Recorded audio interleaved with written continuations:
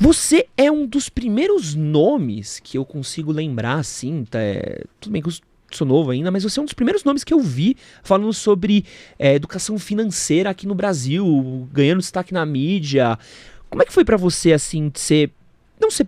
Você foi um precursor? Você se sente um precursor desse tipo de assunto? Não, na verdade eu me inspirei em algumas pessoas, eu aprendi educação financeira com os poucos nomes que existiam. Havia um colunista da revista Veja nos anos 80, nos anos 90, Luiz Frankenberg, que tinha uma página falando sobre os produtos dos bancos, um pouco de economia, um pouco dos cuidados com o orçamento. Não fez tanto sucesso, mas ele sim, talvez seja o precursor da educação financeira no Brasil.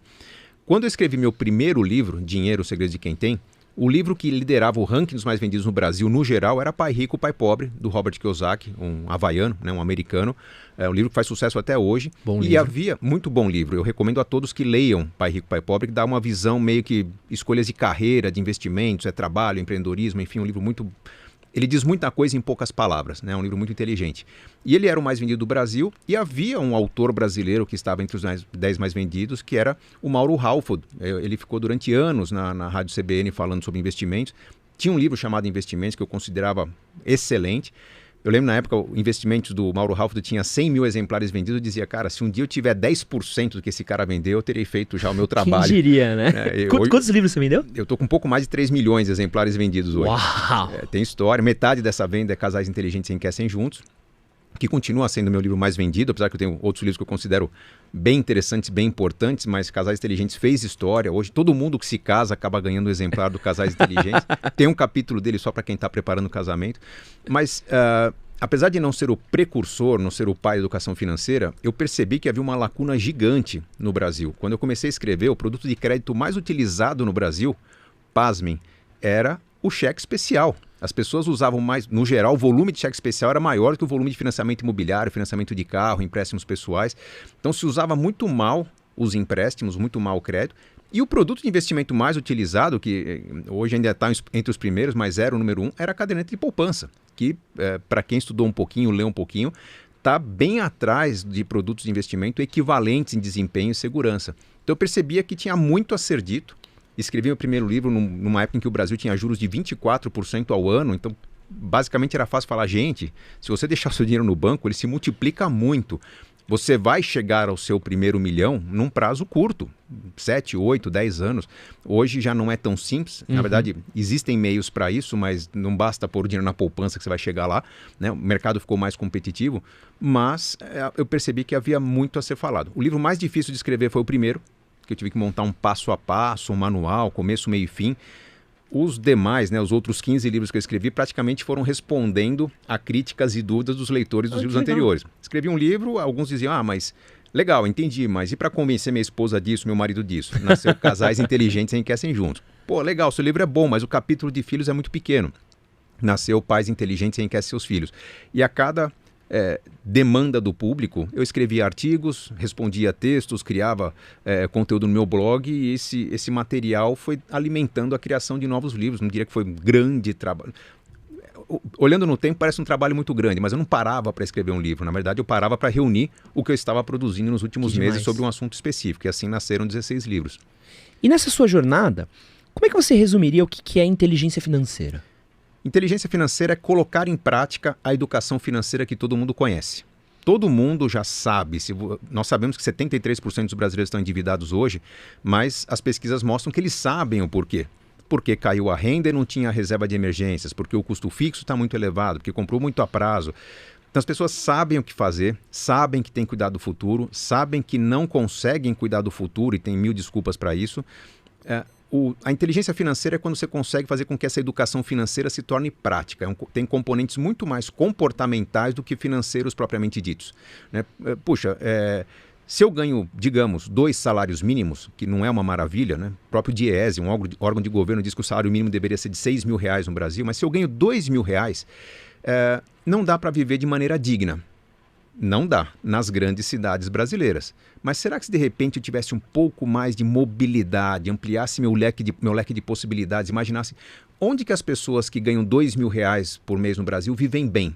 Porque tem pessoas que vivem de uma bolsa auxílio do governo, que vivem muito bem com 400, 500 reais. Com 2.000 dá para viver excelentemente bem no lugar onde você tem um rio passando no fundo de casa, você pode plantar seus próprios frutos, criar suas galinhas. Então, onde que vivem bem as pessoas que ganham 2.000? Ou onde que pessoas que fazem o que eu faço conseguem renda maior que eu consigo numa grande cidade que tem muita gente competindo? Então, a inteligência financeira ela traz umas provocações que não é simplesmente um serviço de coaching, né? É eu parar, pensar, organizar as ideias, entender onde é que estão as limitações do meu plano, das minhas escolhas de vida e começar a moldar minha vida com um pouco mais de independência.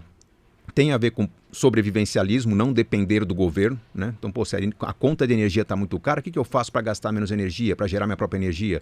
Se o carro está muito caro, como é que eu faço para me transportar gastando menos? Então, a inteligência financeira tem a ver com qualidade das escolhas. Não é simplesmente fazer as contas do quanto poupar por mês durante quanto tempo, em quanto tempo eu consigo me aposentar.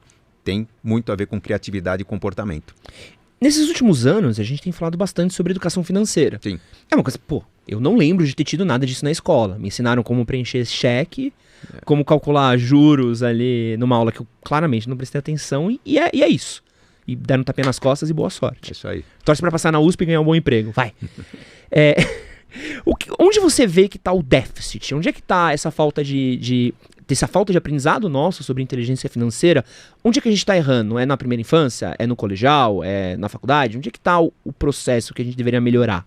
Bom, tem alguns equívocos que eram cometidos e foram corrigidos, alguns que continuam sendo cometidos. Primeiro, a falta de educação financeira é o problema número 1. Muito se aprendia sobre português, matemática, história, geografia, enfim, conteúdos que são importantes, mas que com falta de instrumentação, equipamentos, estrutura na escola, até projetos de vida, quando você não coloca um conteúdo interessante num projeto interessante, ele não decola.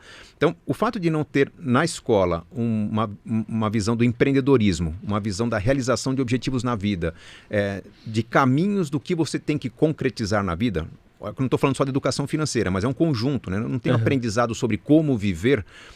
Vários conteúdos simplesmente servem para algumas provas, né? Provas que são com visão de curto prazo. Amanhã os alunos vão fazer uma prova do PISA, né? Um Enem, e vão ser avaliados no PISA com uma nota muito baixa, mostram que o nosso conteúdo não está virando prática.